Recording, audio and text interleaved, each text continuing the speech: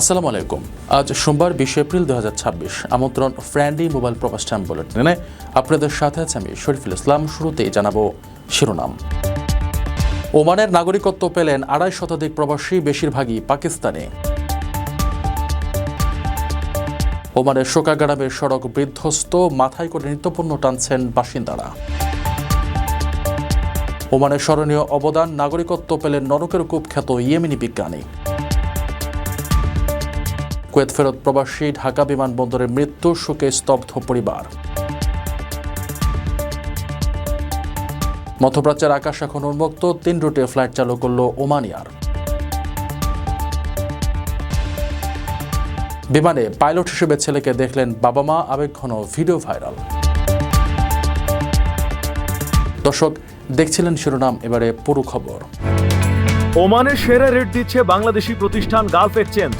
প্রিয়জনকে টাকা পাঠাতে আজই আসুন আমাদের যে কোনো ব্রাঞ্চে অথবা কল করুন স্ক্রিনে দেয়া নাম্বারে। গালফ এক্সচেঞ্জ, বাংলাদেশিদের প্রিয় এক্সচেঞ্জ। ওমানের সুলতান হাইথাম বিন তারিকের বিশেষ রাজকীয় ডিক্রির মাধ্যমে দেশটিতে দীর্ঘদিন ধরে বসবাসরত 226 জন প্রবাসী নাগরিকত্ব পেয়েছেন। সরকারি গ্যাজেটে নাগরিকত্ব পায় সব ব্যক্তির নামের তালিকা প্রকাশের পর দেখা গেছে এ তালিকায় বিশাল একটি অংশ ভারত ও পাকিস্তান বংশোদ্ভূত। তালিকায় বালুশি খান, বেগম, সৈয়দ পদবীর ব্যাপক উপস্থিতি রয়েছে। ওমানের সুলতান হাইথাম বিন তারিক এক রাজকীয় ডিক্রির মাধ্যমে 226 জন প্রবাসীকে ওমানের নাগরিকত্ব প্রদান করেছেন। সরকারি গ্যাজেটে নাগরিকত্ব পাওয়া এসব ব্যক্তির নামের তালিকা প্রকাশ করা হয়েছে। নথিতে নাগরিকত্ব অর্জনকারীদের পূর্ববর্তী জাতীয়তা বা দেশের নাম উল্লেখ করা হয়নি। তবে প্রকাশিত নামের ধরন ও পদবি বিশ্লেষণ করে দেখা গেছে নতুন নাগরিকত্ব পাওয়া এই ব্যক্তিদের মধ্যে বিশাল একটি অংশ দক্ষিণ এশিয়া, বিশেষ করে ভারত ও পাকিস্তান বংশোদ্ভূত। গ্যাজেটে প্রকাশিত নামের তালিকা পর্যবেক্ষণ করলে দেখা যায় সেখানে বালুশি, খান, বেগম, খাতুন বা সৈয়দ পদবীর ব্যাপক উপস্থিতি রয়েছে। ঐতিহাসিকভাবেই ওমানের সঙ্গে বেলুচিস্তানের দীর্ঘদিনের সম্পর্ক রয়েছে এবং উপসাগরীয় এই দেশটিতে বিপুল সংখ্যক বালু সম্প্রদায়ের বসবাস রয়েছে। ধারণা করা হচ্ছে এই তালিকায় থাকা বড় একটি অংশ মূলত পাকিস্তানি নাগরিক। পাশাপাশি নামের সাধারণ ধরনে ভারতীয় বংশোদ্ভূত মুসলিমদের মিলও যথেষ্ট স্পষ্ট।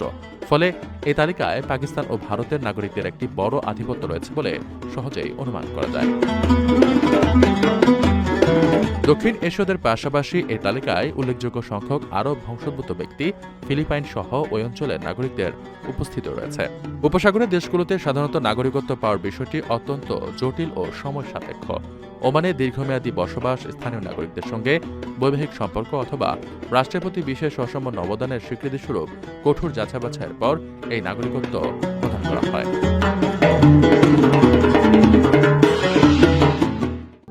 প্রবাসীদের জন্য নির্মাণ হচ্ছে দেশের প্রথম স্মার্ট সিটি, যেখানে থাকছে স্কুল, মসজিদ, হাসপাতাল, সুইমিং পুল, হেলিপ্যাড, পাঠাগার, জিম, সুপারমার্কেট, শিশু পার্ক সহ সকল নাগরিক সুবিধা। মাত্র 30 লাখ টাকা বিনিয়োগে মিলছে আকর্ষণীয় ফ্ল্যাট। প্লাটিনাম ইনভেস্টরদের জন্য ঢাকা বিমানবন্দরে ভিআইপি প্রোটোকল সুবিধা। বিস্তারিত জানতে যোগাযোগ করুন স্ক্রিনে দেয়া হোয়াটসঅ্যাপ অথবা ইমো নাম্বারে। সাম্প্রতিক প্রাকৃতিক দুর্যোগের জেরে ওমানের কুরাত অঞ্চলের শোকা গ্রামের বাসিন্দারা চরম ভোগান্তির শিকার হচ্ছেন। মাসিরা নিম্নচাপের প্রভাবে সৃষ্ট এই দুর্যোগে গ্রামটির সঙ্গে যোগাযোগের একমাত্র সড়কটি সম্পূর্ণ বিধ্বস্ত হয়ে যোগাযোগ বিচ্ছিন্ন হয়ে পড়েছে।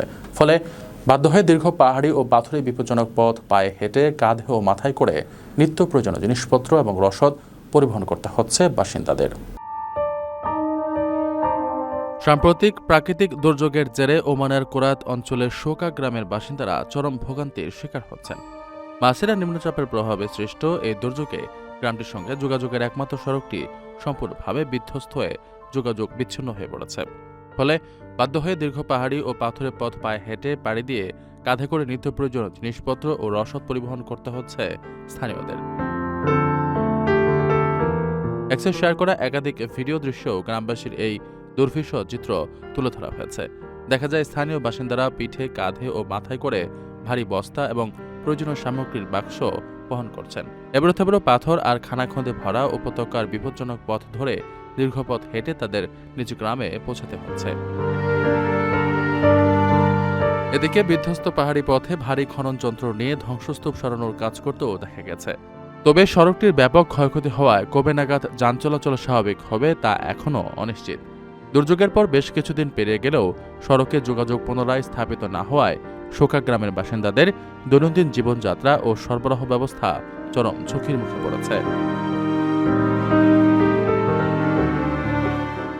আপনার স্বপ্নগুলো আকাশ ছুবে প্রবাসীর হেলিকপ্টারের মাধ্যমে। বিয়ে, জন্মদিন অথবা যে কোনো বিশেষ প্রয়োজনে হেলিকপ্টার ভাড়া করতে যোগাযোগ করুন স্ক্রিনে দেয়া নাম্বারে। প্রবাসীর হেলিকপ্টার, নিরাপদ ও সাশ্রয়ী বাহনের বিশ্বস্ত নাম। বিজ্ঞান ও গবেষণা শিক্ষা অসামান্য অবদানের স্বীকৃতি হিসেবে ওমানের নাগরিকত্ব পেয়েছেন ইয়েমেনি বংশোদ্ভূত প্রখ্যাত ভূতত্ত্ববিদ প্রফেসর ডক্টর সালাহ আব্দুল ওয়াসে। সম্প্রতি যে 226 জন প্রবাসী নাগরিকত্ব পেয়েছেন তাদের মধ্যে এই বর্ষিয়ান বিজ্ঞানী নাম সবচেয়ে বেশি আলোচিত হচ্ছে। ডক্টর আল খারবাশ 2021 সালে ইয়েমেনের রহস্যময় বারহুদ কূপ বা নরকের কূপ গহ্বরের গভীরে অনুসন্ধানের দায়িত্ব পালন করে আন্তর্জাতিক অঙ্গনে খ্যাতি পান। ওমানে মেধা আর একনিষ্ঠ পরিশ্রমের অসামান্য স্বীকৃতি পেলেন ইয়েমেনি বংশোদ্ভূত প্রখ্যাত ভূতত্ত্ববিদ প্রফেসর ডক্টর সালাহ আব্দুল ওয়াসে আবদুল্লাহ আল খারবাশ। বিজ্ঞান, গবেষণা ও শিক্ষায় দীর্ঘ কয়েক দশকের অবিস্মরণীয় অবদানের স্বীকৃতিস্বরূপ তাকে এবং তার ছেলেদের ওমানের নাগরিকত্ব প্রদান করেছেন সুলতান হাইতাম বিন তারিক। রোববার জারি করা এক রাজকীয় ডিক্রির মাধ্যমে যে 226 জন বিদেশি নাগরিকত্ব পেয়েছেন তাদের মধ্যে সবচেয়ে আলোচিত নাম এই বর্ষিয়ান বিজ্ঞানী। আরব উপসাগরীয় অঞ্চলে বসবাসরত প্রবাসীদের কাছে তার এই অর্জন এক বিশাল অনুপ্রেরণার দৃষ্টান্ত হয়ে উঠেছে। আরব অঞ্চলের অর্থনৈতিক, ভূতত্ত্ব ও খনিজ অনুসন্ধানে শীর্ষস্থানীয় বিশেষজ্ঞ 2021 সালে ওমানের স্বনামধন্য সুলতান কাবুস বিশ্ববিদ্যালয়ে যোগ দেন। সেখানে আর্টস সায়েন্স বিভাগের অধ্যাপক ও পরবর্তীতে বিভাগীয় প্রধান হিসেবে দীর্ঘকাল দায়িত্ব পালন করেন তিনি। ওমানের ভূতাত্ত্বিক গবেষণা কর্মসূচির আধুনিকায়ন এবং অসংখ্য তরুণ ও দক্ষ বিজ্ঞানী তৈরিতে তার অবদান দৃষ্টিতে ব্যাপকভাবে সমাদৃত। এর আগে নিজ দেশ ইয়েমেনের সানা বিশ্ববিদ্যালয়েও তিনি বিজ্ঞান অনুষদের ডিন হিসেবে দায়িত্ব পালন করেছেন এবং যুক্তরাষ্ট্র থেকে উচ্চতর ডিগ্রি অর্জন করেছেন। ডক্টর আল খারবাশ আন্তর্জাতিক অঙ্গনে সবচেয়ে বেশি খ্যাতি পান 2021 সালে। ইয়েমেনের রহস্যময় বারহুদ কূপ, যা যুগের পর যুগ ধরে লোকমুখে নরকের কূপ নামে পরিচিত, সেই গহ্বরের গভীরে অনুসন্ধানে তিনি বৈজ্ঞানিক তত্ত্বাবধায়কের দায়িত্ব পালন করেন। রহস্যে ঘেরা এই বিশাল গর্ত নিয়ে প্রচলিত নানা রূপকথার যৌক্তিক ও বৈজ্ঞানিক ব্যাখ্যা দিয়ে তিনি বিশ্বজুড়ে আলোড়ন তোলেন। আন্তর্জাতিক মেধার সঙ্গে স্থানীয় গবেষণার অনন্য মেলবন্ধন ঘটানো এই বিজ্ঞানী প্রমাণ করেছেন নিজ কর্মে শ্রেষ্ঠত্ব ও একাগ্রতা থাকলে প্রবাসেও রাষ্ট্রের সর্বোচ্চ সম্মান ও স্বীকৃতি আদায় করে নেওয়া সম্ভব। আকর্ষণীয় রেট ও দারুণ সব ডাটা বান্ডেল পেতে আজই ব্যবহার করুন ফ্রেন্ডলি সিম। কুয়েতে 15 দিন কারাভোগের পর দেশে ফেরার পরপরই ঢাকার হযরত শাহজালাল আন্তর্জাতিক বিমানবন্দরে অসুস্থ হয়ে নূর ইসলাম সাগর নামে এক প্রবাসীর মৃত্যু হয়েছে। তিনি ফেনীর পরশুরাম উপজেলার দক্ষিণ শালধর গ্রামের বাসিন্দা।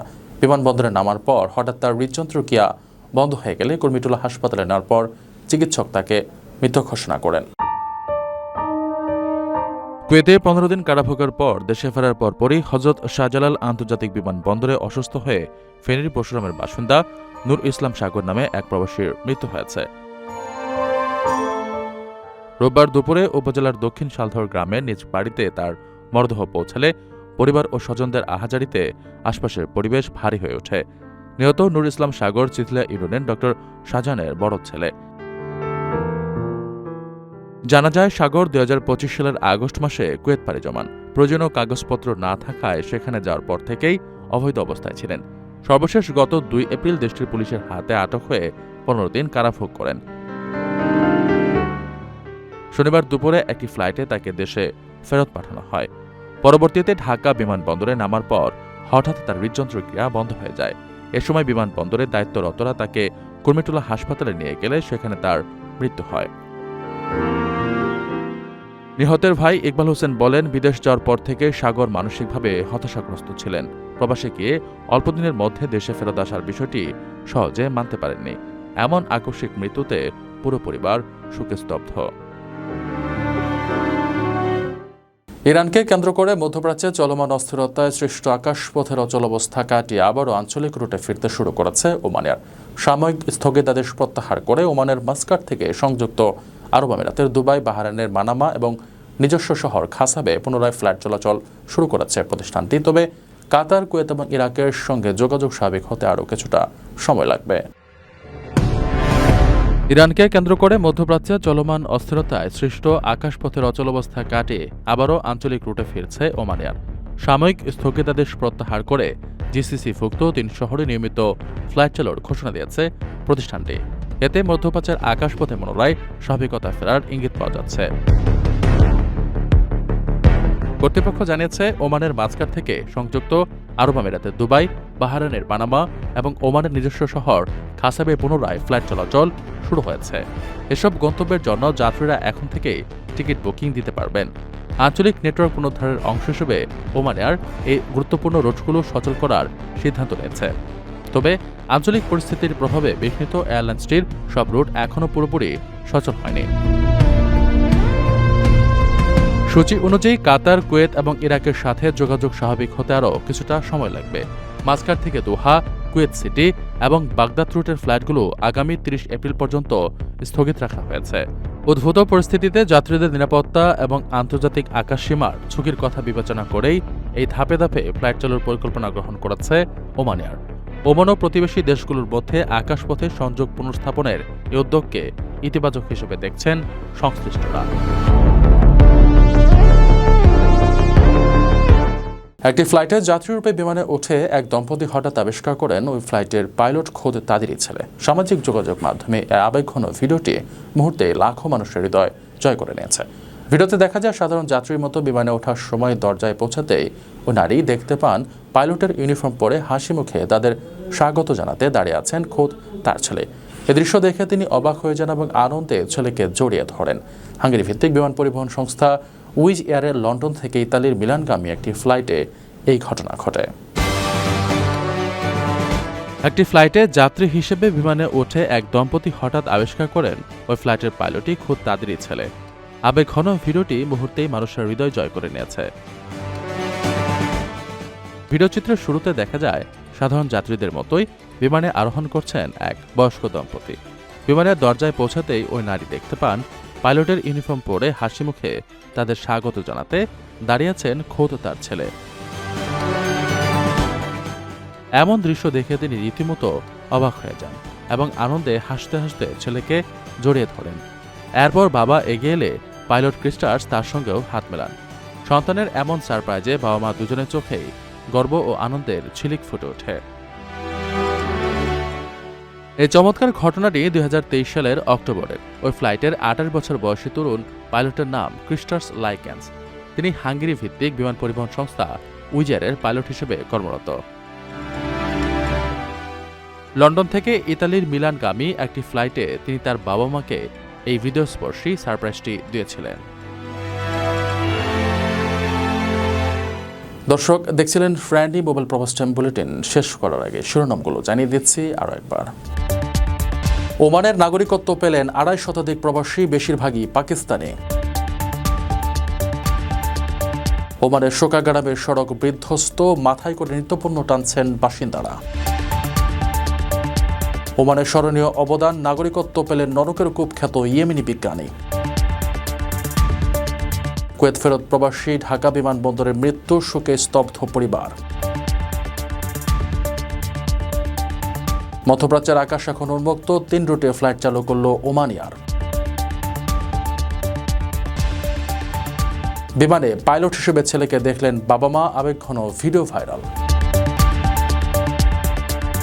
এই ছিল ফ্রেন্ডলি মোবাইল প্রবাস টাইম বুলেটিনের আজকের আয়োজনে। প্রবাসের সর্বশেষ সংবাদ পেতে ভিজিট করুন probastimes.net, সাবস্ক্রাইব করুন আমাদের ইউটিউব চ্যানেল এবং চোখ রাখুন ফেসবুক পেজে। পরবর্তী বুলেটিন দেখার আমন্ত্রণ জানিয়ে আজকের মতো বিদায় নিচ্ছি আমি শরীফুল ইসলাম।